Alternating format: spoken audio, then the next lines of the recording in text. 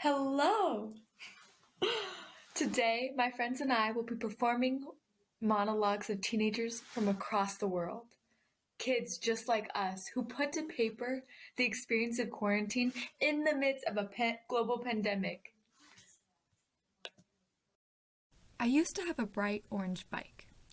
There were 21 gears. There were durable tires and shocks so I could hop off curbs and coast off-road. There were lights on the front and the back so I could see wherever I was going and everyone else could too. There was nowhere I couldn't ride it. Sometimes I'd ride it down to the train station, lock it up with my bike with the others, and then get on the train into the city. And when I'd always come back, it was there.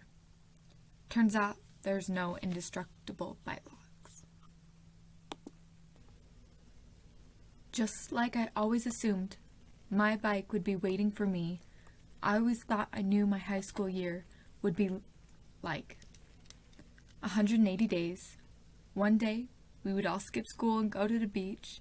One day, when we'd visit our elementary school, there'd be a play, a prom, endless nights with friends. There'd be hundreds of red graduation caps floating in the blue sky just for an instant.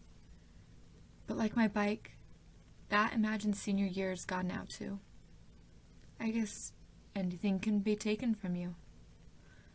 The walk home, the night my bike was stolen, felt longer without my wheels. But this? I don't know how this feels yet. I guess it hasn't really hit me. I don't know, maybe it'll hit me soon. Everything seems like a maybe. It was around midnight on January 24th or 25th.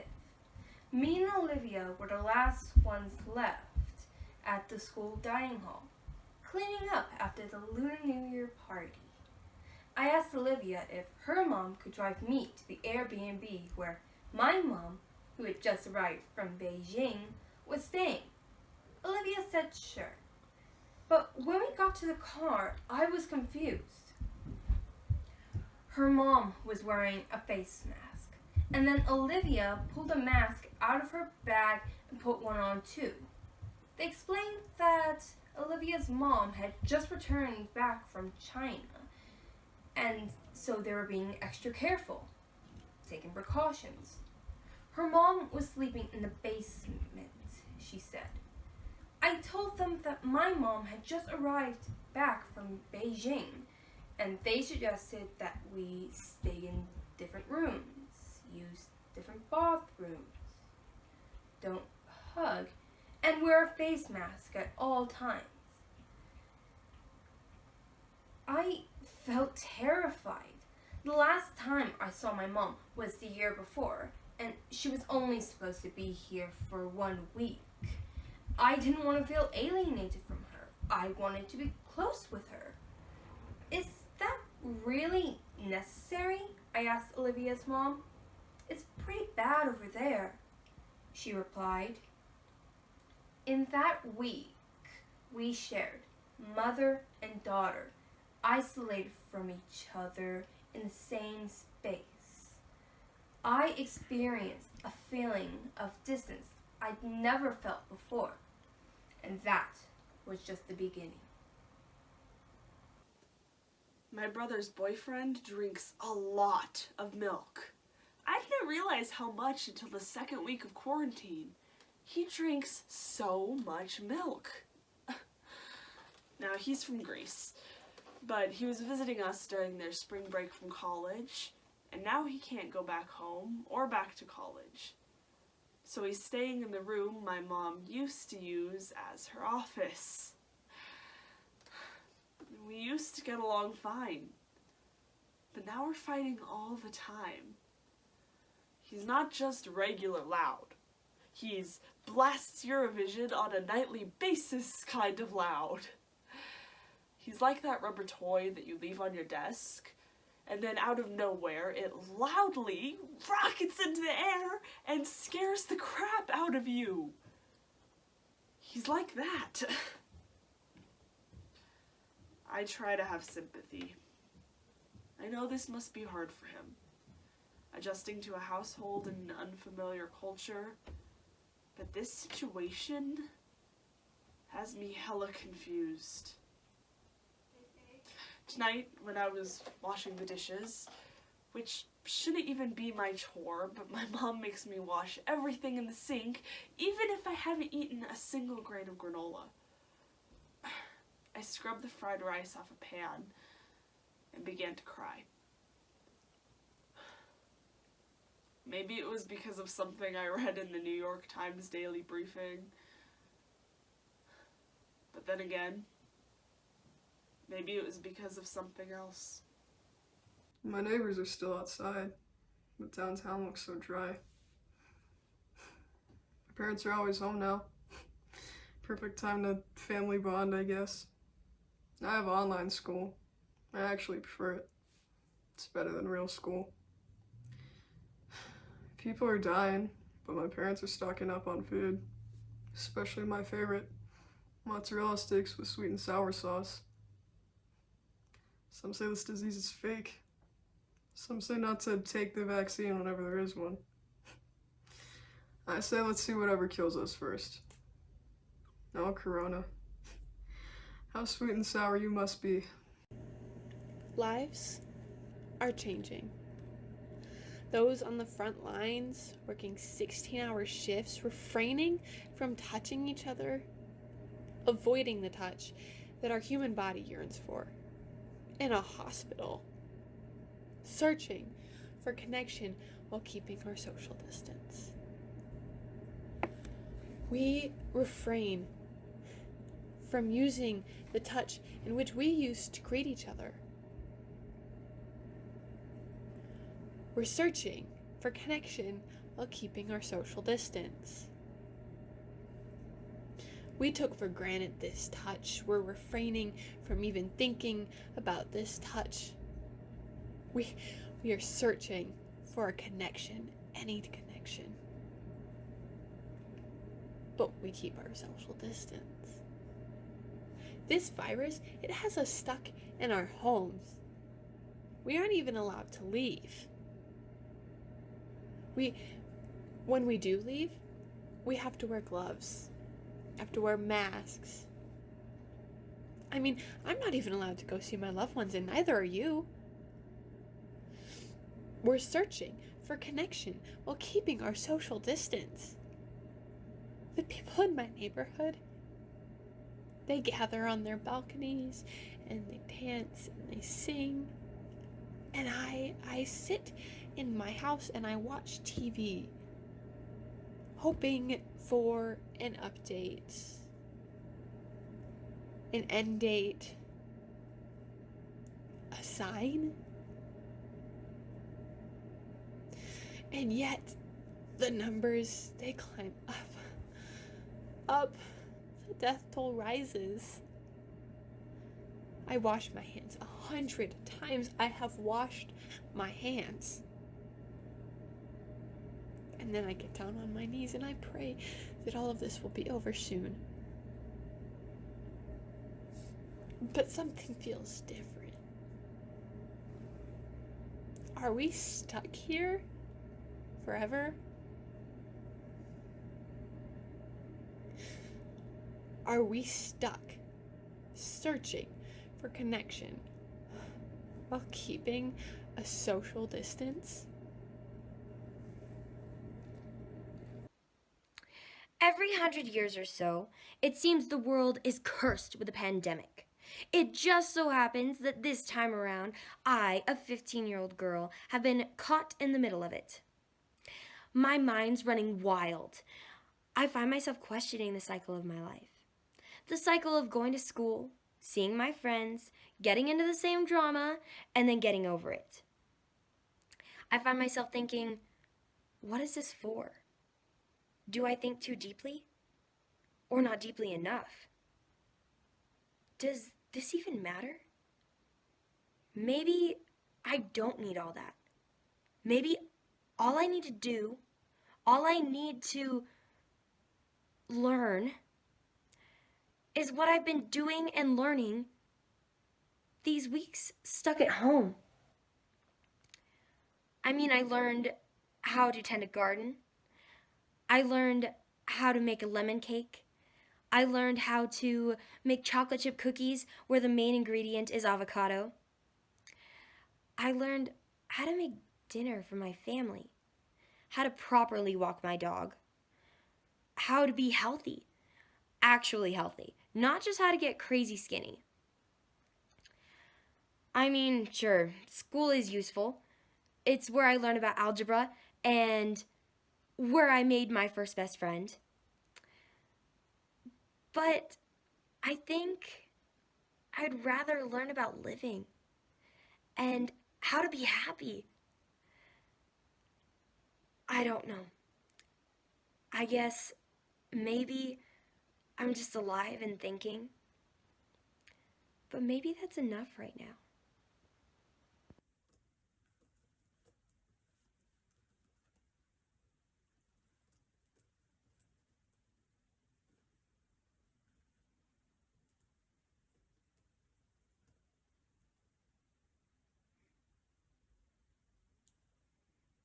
During these terrible times, these days of people risking their lives to save others, I find myself questioning the normal.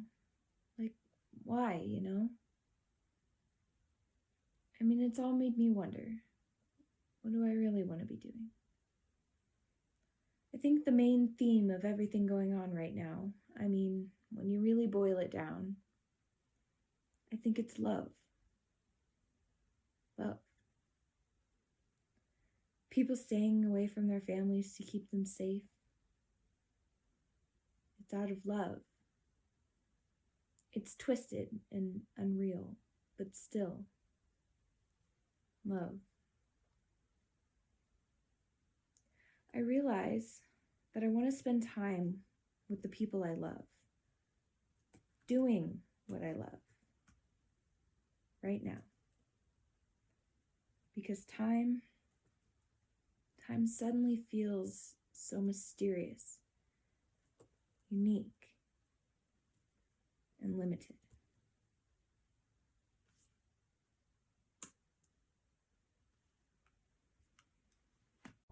These last few months have been a time of unprecedented uncertainty. People have had to face problems that they never thought they'd have to face before. Millions of people have to buy in bulk because they don't know when the next time they'll get to the store is. I went to buy hot sauce. Usually there are dozens of brands on the shelves, but there was just one bottle of one brand, so I bought it.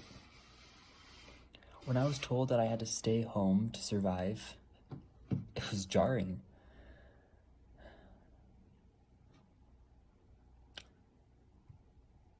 I don't know if I'm gonna get college or graduation or what college will even look like. As a senior in high school, I don't know if I'm going to have a summer job. This virus has really brought the world to a standstill. Looking at the ceiling, trying to find some motivation to get up and go to school. It would be then that my mother would kick open my door and in her watered-down Dominican accent shout, "You have to go to school or you no graduate." 4 long years, every morning I would hear, "You have to go to school or you no graduate." Well, now what?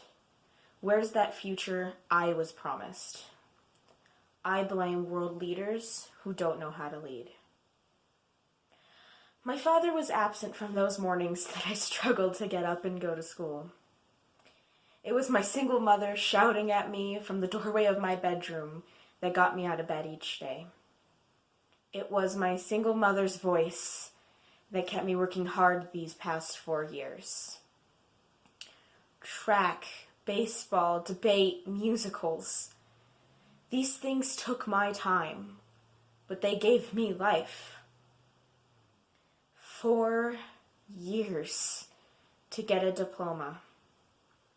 A diploma that will most likely now be a PDF file attached to an email. But a diploma all the same. I will graduate, Mama. I will get up and go to school and graduate.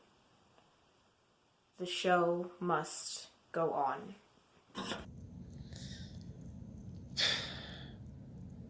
First, it was 2 weeks. Then it was 4. Then who knows how many. You know, time has little meaning when there's no big test to study for, no sports on TV, friends to hang out with.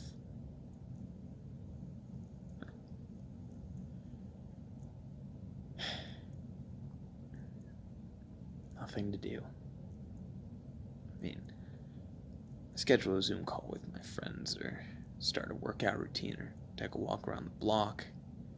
And these things give me something to look forward to, something to do. That just really shows how depressing this situation really is. I try to feel grateful. I've got food on the table and a loving home, but I can't help it. I don't feel fortunate. My 2 favorite things in the world are playing baseball and going off to camp. Baseball's done for. Camp might be too. It's so painfully hard to imagine my 2 favorite things in the world might be over. I can't. It makes me want to break everything in my house. So many people are still hanging out with their friends in public places and ignoring CDC recommendations. So many people are doing what they want, not what they need to be doing. It's those people who ruin it for everyone else. It's those people who turn off the switch for the light at the end of the tunnel. You know, all this makes me feel like a second grade kid sitting quietly in class having recess taken away because 2 kids in the back are talking and not doing their work. It's those people who ruin it for everyone else. Time is irrelevant until our hope can be restored and this pandemic can be ended. Time is irrelevant till someone turns back on the light at the end of the tunnel.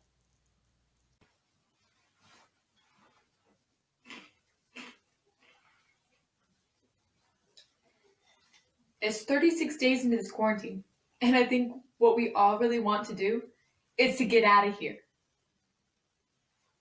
But we can't. Not yet. Well, I've learned to share my smile even with my mouth covered. Right before the whole world went into lockdown, my family and I landed in Prague.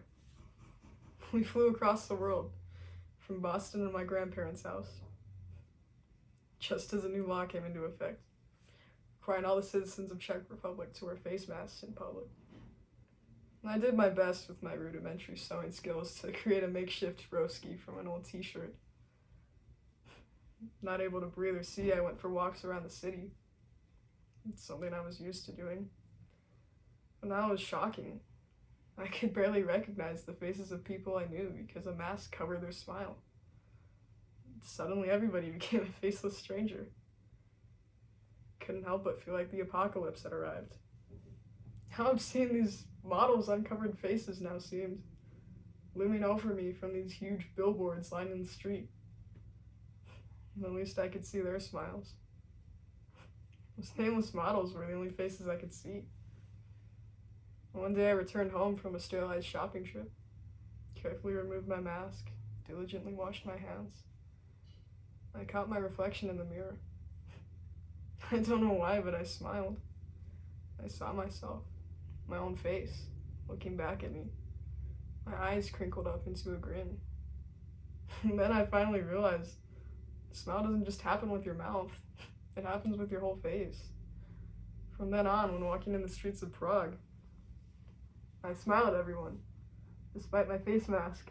I let my eyes crinkle up, think of all the reasons I had to be thankful. I can share the smile, I think, even with my mask on. My bedroom used to be in the attic. It was supposed to be temporary, my mom said. I wasn't supposed to be up here for long. But now, I'm up here all day. A dresser, a bed, bookshelves, a desk. It's where I sleep, where I type, where I paint. It's where my back aches and my head aches and my toe aches because I stubbed it on the corner of the bed that sticks out because no one's actually supposed to be living up here. I bounce around, careening off the plaster walls like a runaway marble in a miniature pinball machine. When I want to focus, when I want to feel like the world is less like my hair when I first wake up and more like my hair after I shower, I sit at my desk. But the desk can't drown out the echoes of the world below. The basketball my brother's bouncing, the engine of a bored neighbor just chilling in his car, the lawnmower of the guy with the perfect yard.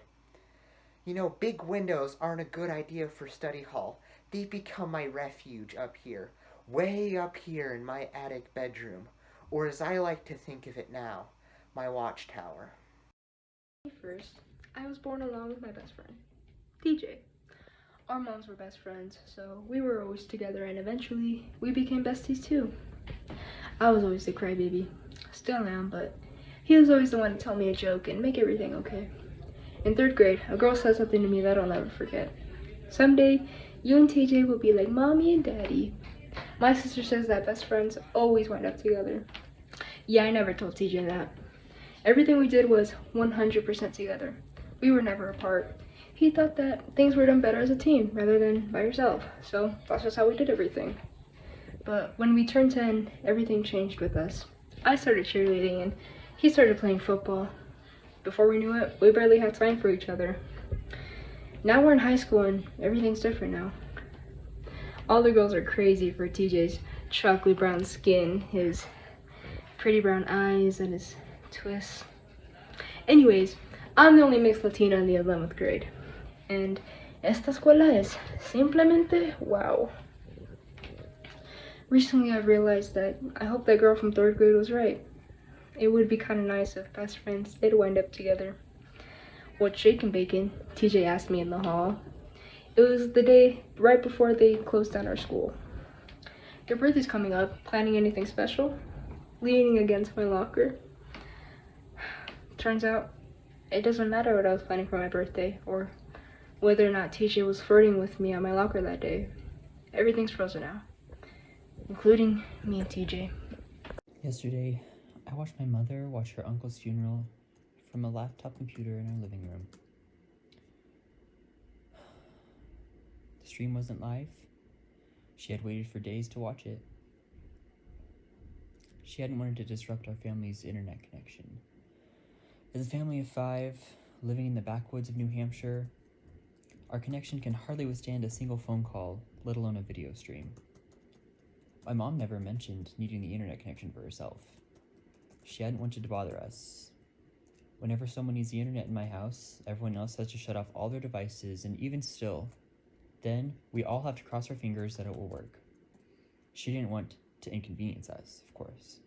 She didn't want to interrupt my online classes, which she calls essential. In the video of her uncle's funeral, everyone was wearing masks and gloves. They stood 6 feet apart, unable and unwilling to embrace or shake hands. They entered the room one by one in silence. I watched grown men hesitate, unable to wipe the tears from their faces as they walked into a room alone to grieve their dead friend, father, brother, and uncle. My mother asked if anyone needed the internet between 2 and 3 that day, or if it would be alright if she kept on watching. She didn't want to interrupt our plans. Keep watching, Mom. Nothing else matters. The days have started to repeat themselves. I can't remember if it's Wednesday or Thursday. Did I take the elderberry my mom left for me? Did I take the black seed oil? I don't know the date. Everything's a blur. When you have people in your household who are essential workers, one being your mother, the feeling of fear just grows every day.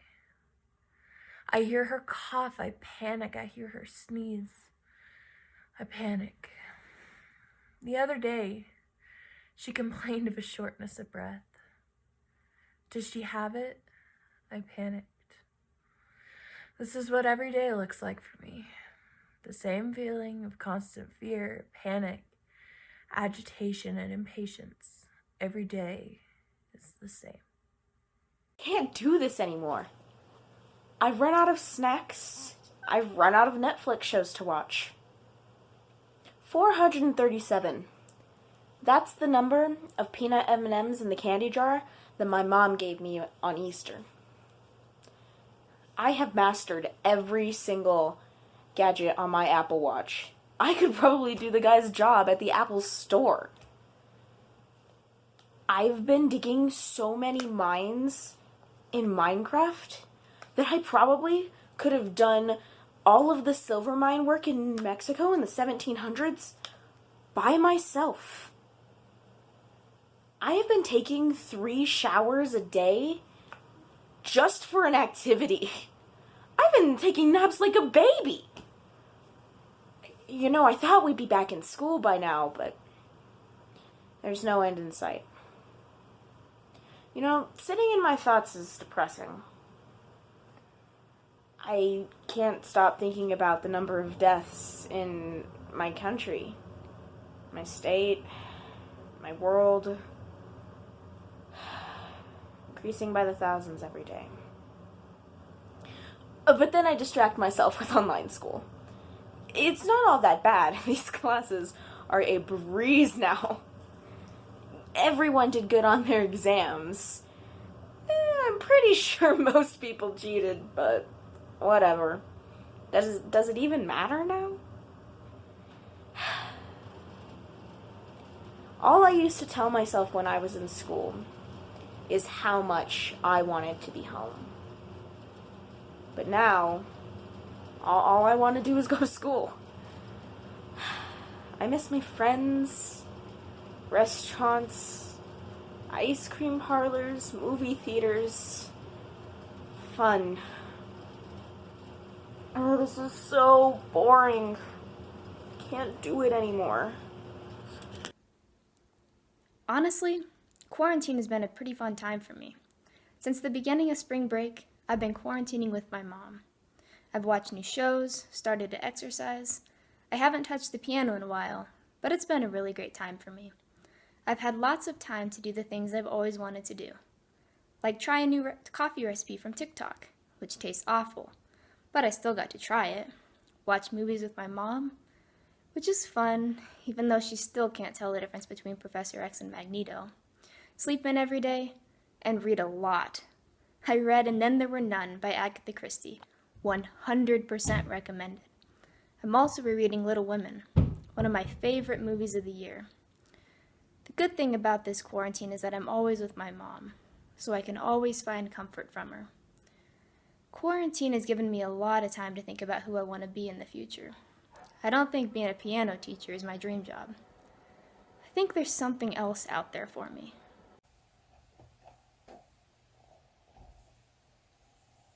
I clean the windows sometimes. I don't know why, I just do. Something about the chore helps the light shine through. I clean the windows sometimes, and when I do, I look down. I see a glistening pebble. Perfect. It's shaped round. I clean the windows sometimes.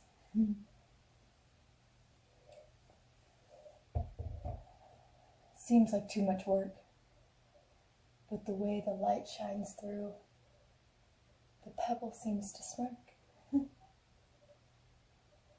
It's smirking at me like it knows what I'm going through.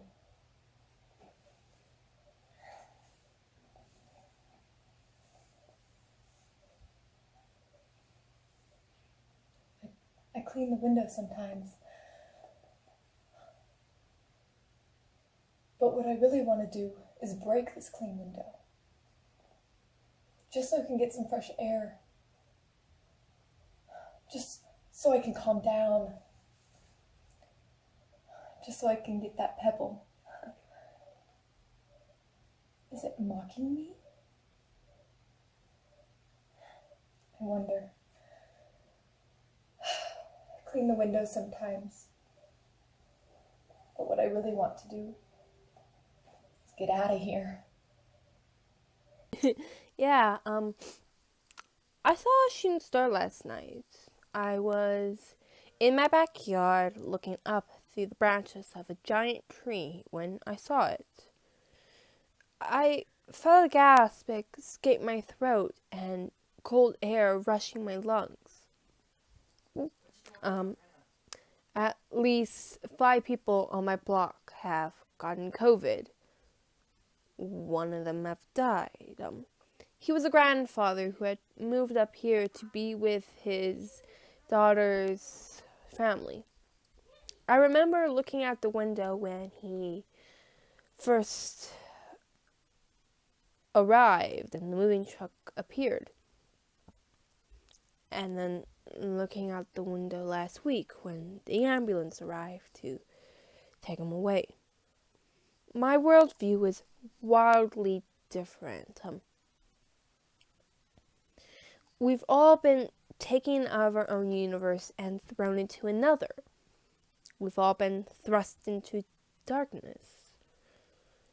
Just like that flying meteor. But I try to remember that despite the night looking black, there is over 100 billion stars in our galaxy, lighting our way on the long, dark path. Yes, there is fear. There is isolation.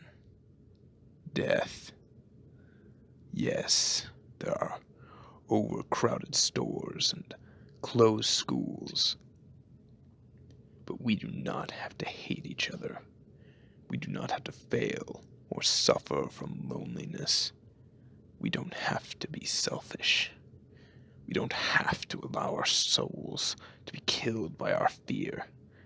If we choose to allow our fears to kill us, or to hurt others, or to leave us lonely, the more damage will be done. Remember, after a storm comes a rainbow. Grandma taught me that.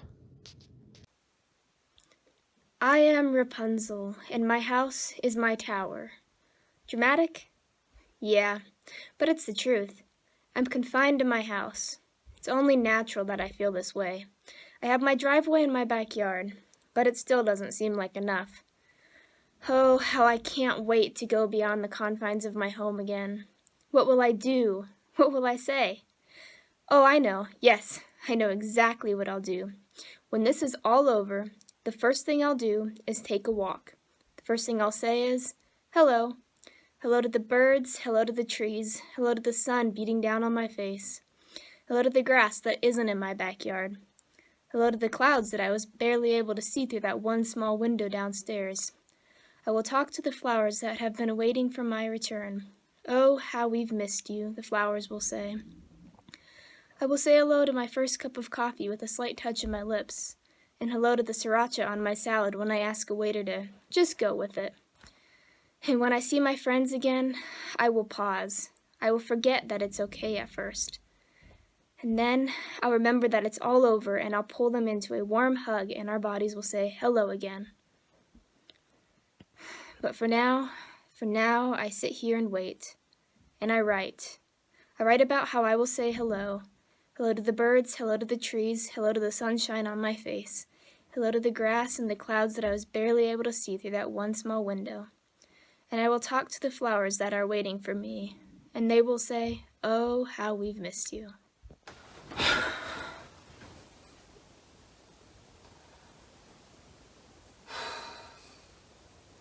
You know what's sad?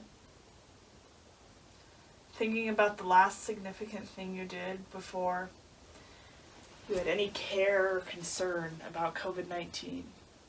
When life was normal. For you, it could have been going to a game at a packed stadium, performing in a recital, going on a carefree vacation, or even just Going to the grocery store without having to mask up and worry about how many things you touched. Yeah, I get it. Everything was predictable back then. And we weren't judging each other on whether we were wearing a mask or not. And we didn't have that little voice in our head saying, you might catch it. You might pass it on. Is this really safe enough?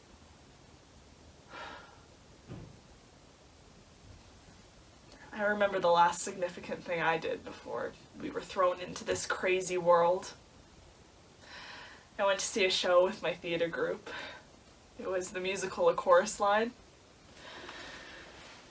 I sat close with my friends in that crowded auditorium. Hundreds of theater kids filled those seats. Need I say more about the energy filling that room? We mingled and chatted with the other schools, and we all anticipated that curtain opening. And then the music swelled, and they started the opening dance. If you're familiar with A Chorus Line, you know that it starts with the director character yelling, 5, 6, 7, 8, and then they do the dance. You know, the one that's like, da da da da da da da da. Ugh, I love it.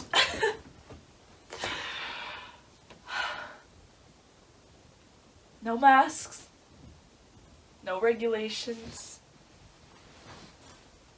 no change. We were living in the moment. We were experiencing live theater. Now the word live, we scoff at it. Everything that was once live seems like a simulation.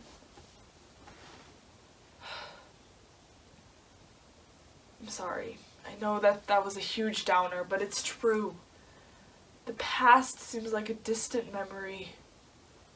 The present is just some weird world. And the future? Well, I don't even know what to say about that. I know I can say one thing, though. We just need to take every month, every week, every day, and every minute, 1 second at a time. We need to take every moment, 5, 6, 7, 8 beats at a time, and we'll get through this.